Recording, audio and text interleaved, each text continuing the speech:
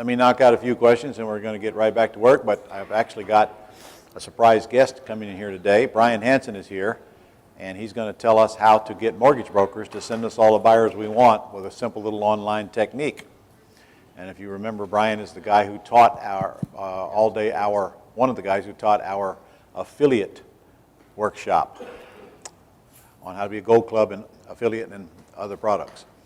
All right, this says, I use your Pat Live buying script. Do you not think is your current house currently listed with a realtor should be on the script? And the answer is no, because I do not want you to not call them back, because if it happens to be listed with a realtor, you should call them back and see if it's really listed with a realtor, and if they can get the realtor to release the listing if it's a good enough deal that you care.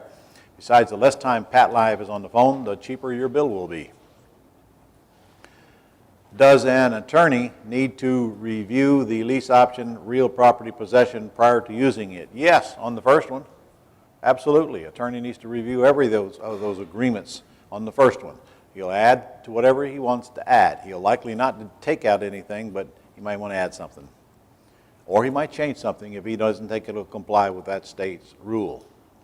Can you touch on the automation of your buying and selling process? I think we've been touching on it the whole time, haven't we?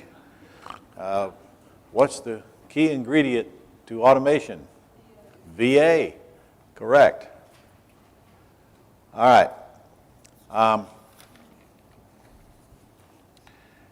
wanted to bring up a point that I have not brought up yet. How many of you have children that are perhaps looking for a home? Children that need a home, okay? And who has parents that need a home? All right? Who has a friend that needs a home? Okay, does anybody know anybody that needs a home? All right?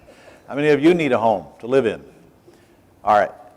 Have you figured out in the last day and a half or so the fastest and the easiest way for you to go get a house to live in?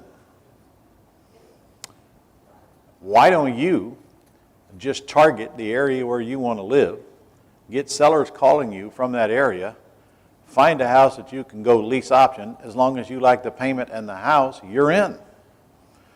And you may have not thought this through yet, but when I'm actually leasing it out from the seller, I don't give them any money. So therefore, if I don't intend to assign that lease and I intend to move in it instead, how much money do I need to go find my next residence? Nada, a zippo. Same thing is true for your kids. If they need a house, tell them to drive around and get all the for sale by owner signs in the neighborhoods where they want to live, where there's a chance the payment will be low enough where they can handle them. Call them folks up and get the information sheet filled out, and pretty soon you're going to have a house that you can walk in and lease options just like that and let them move in for as long a term as you choose to negotiate.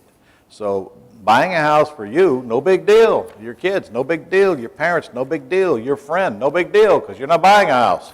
You're controlling it.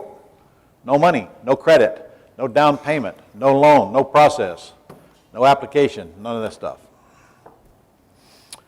All right, let me know when Brian arrives, Nikki.